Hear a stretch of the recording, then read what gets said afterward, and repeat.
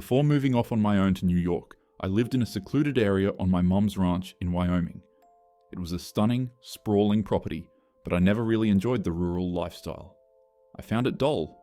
Plus, as that old cartoon, The Cowardly Dog, stated, creepy things happen in the middle of nowhere. There had been several instances of people trespassing on our property, which is why my mum owned 3 different guns. Once, she had to chase 2 men off the property with her shotgun. What I'm about to tell you happened a few years back, probably in early July.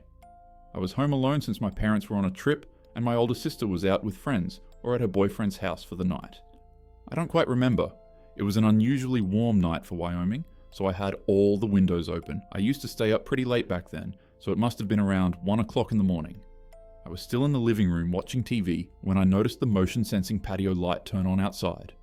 This light would only turn on due to significant movement, so I immediately assumed it was my sister returning home. To be safe, I got up and looked out the window. I didn't see anyone. I took out my cell phone and called my sister quickly. She didn't pick up, so I went to sit back down. Then the knocking started at the front door. Our door had a peephole because, obviously, anyone coming to our house went out of their way to get there, so we'd need to know who was there before opening the door. When I peeked through the peephole, I didn't see anyone, so I immediately thought it was a ding-dong ditch, possibly some local kids, or maybe my sister. I was hoping it was the latter. I shut the blinds because I started feeling paranoid that I was being watched. I texted my sister, saying if I found out it was her, I wasn't letting her in. Moments later, there was a knock right behind my head, which made me jump off the couch. There was a knock at the living room window, followed by what I can best describe as 2 voices. One deep male voice, and one higher-pitched female voice, saying, "We see you," simultaneously. My heart racing, I tried to convince myself it was my sister and her boyfriend messing with me. It made sense, or maybe I just wanted it to make sense. The banging on the window didn't stop. It moved to another window, this time in the dining room, where I hadn't shut the blinds. From my angle, I could see 2 figures at the window, but I couldn't make out their faces. I didn't look closely as I ran upstairs to my mom's room to get one of her guns from under her bed. She had told me exactly where she kept it, just in case of an emergency. I loaded the shotgun and ran downstairs to the dining room window, but the figures weren't there anymore. With a loaded gun, I felt a lot more confident in opening the front door and going outside to confront the situation. When I stepped outside, I decided I'd do a quick lap around the house and check on the horses. I wasn't a marksman, but I had the protective instincts for the property and was ready to use the gun if needed. The whole property seemed clear and the horses were fine, so I went back inside, checked every door, and went to bed upstairs. For half an hour, there was peace and quiet until I heard a disturbing sound coming from downstairs and outside. Someone was frantically pounding at the front door, accompanied by a man shouting at the top of his lungs.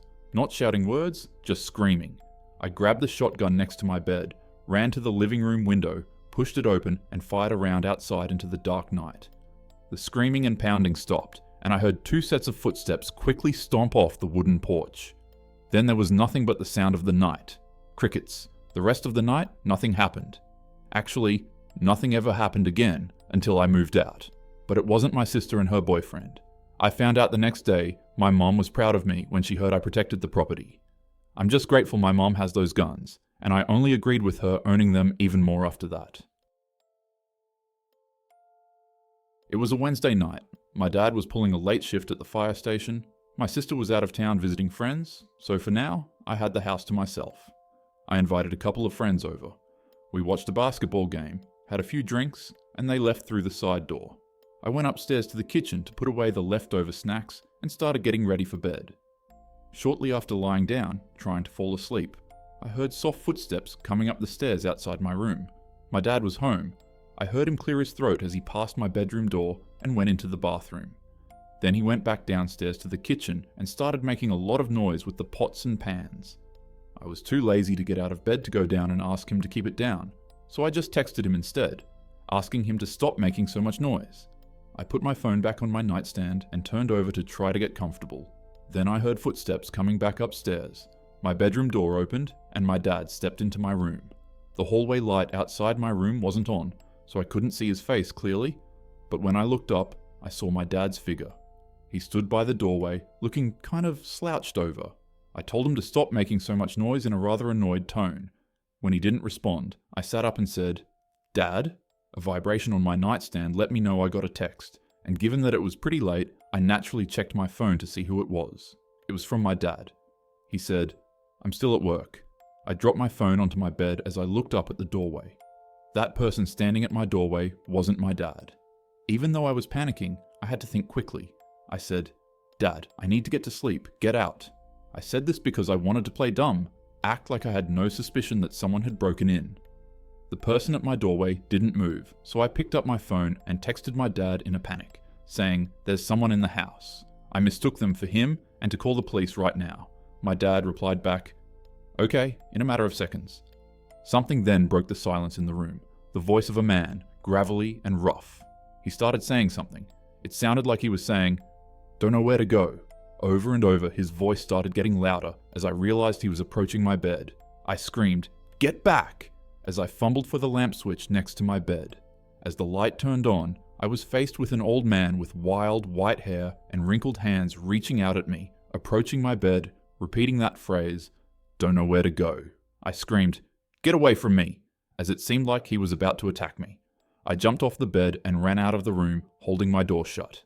Seconds later, I felt him trying to push the door open as I put all my weight against it to keep it shut. He started screaming, "I need to get out!" and began banging on the door. I held this position for the longest time, and he was relentless. My dad kept calling my phone, but I couldn't pick it up. It wasn't until the cops arrived and knocked on the front door that I let go of the bedroom door and ran to them. The old man immediately came rushing after me, but as I opened the door and yelled at the cops to stop him, they immediately pinned him against the wall. He was in cuffs and put in the police car. I told them everything that happened, and they said based on how he was behaving and what I told them, he would need to be identified and evaluated to determine if he was mentally ill, which later turned out to be the case. I found out later that night after the cops left that after my friends left through the side door, I forgot to lock it, and that was how he managed to simply walk into my house. It's definitely scarred me mentally in the sense that any time I hear something in my room while sleeping, I have to look up and make sure somebody isn't standing on the other side. I live in Toronto, Canada. This happened when I was 16 and home alone. It was about 8:30 p.m. and I had just stepped out of the shower when I heard my front gate creak open and my cat start hissing. Across the hallway, I saw a figure dart past the kitchen window and into the backyard. I could barely make out his appearance. He was hunched over, had sickly pale skin, dressed in dark, tattered clothing, and had long, greasy black hair, partially obscuring his face. I went into the living room to see what was happening. My cat was still at the front door, growling. Since I hadn't seen the person come back, it meant he was still somewhere in my backyard. I waited by the door for a while when another, more ordinary-looking guy strolled onto the porch and approached the security bars. I don't remember all the details, but our conversation went something like this. He asked, "Hey, have you seen my friend?" And I replied, "Yeah, I think he's in my backyard." He then said, "Okay, because I've been following this random guy all over the place. I think he's on drugs and might be dangerous." That struck me as odd. What did he mean by this random guy when he had just called him his friend? He quickly walked away, disappearing into the darkness towards my yard. I should also mention that there's a door around back, but it also has security bars in front of it, and the door was locked at the time. I waited at the front door for a bit, then sat back down. After about 2 minutes, the guy I spoke with came back onto the porch and looked in through the security bars. He now had the pale, potentially drugged out guy with him, who was pacing back and forth in an agitated manner. I went to the door to see what he wanted. He said, "Hey, sorry man, I just found him. Look, he's really nervous and he'd like if you unlock the door and come out here, just so he could see that you're harmless." I felt a chill run down my spine. The creepy but drugged out guy had stopped pacing now and was standing unnaturally still, staring me dead in the eyes. There was an uncomfortable silence. I didn't say anything but stepped forward to push the front door shut, causing the second guy to lunge at me and shove his hand through the bars towards me. I jumped back and slammed the door shut with my foot, bolting it. I called my parents, and they called the police. The two men were gone by the time the police arrived. They told me about a break-in that had occurred just down the street less than an hour ago. As far as I know, they never found the two guys. Looking back, it's likely that the first guy ran into the backyard to try to find a way in, and the second guy went to help him, which is why they were back there for so long. What disturbs me is the fact that they didn't want to just break in, nor did the fact that I was home deter them. They wanted me to come outside to them or to get into where I was. One night in early spring, I found myself home alone, chatting on FaceTime with my friend Sarah. It was a quiet evening, and I was pacing back and forth in my room, trying to shake off the unease that always seemed to settle in when I was alone at night. As I passed by the window, something outside caught my eye. There, on the street, was a figure standing perfectly still, facing my house, facing my window. My heart skipped a beat. I looked closer and realized that the person was staring directly at my window. I told Sarah about it, trying to show her the figure through the FaceTime camera, but she said she couldn't see anything. She urged me to call my parents. So I hung up with Sarah and continued to watch the man for a few more seconds before walking away from the window to call my mum. It was midnight and I felt guilty for waking her up, but I was scared. She told me to turn off my lights, close the blinds, and the man would likely go away. Following her advice, I turned off my lights and shut the blinds, but after a few minutes, my curiosity got the best of me. I lifted the blinds just a crack to peek outside.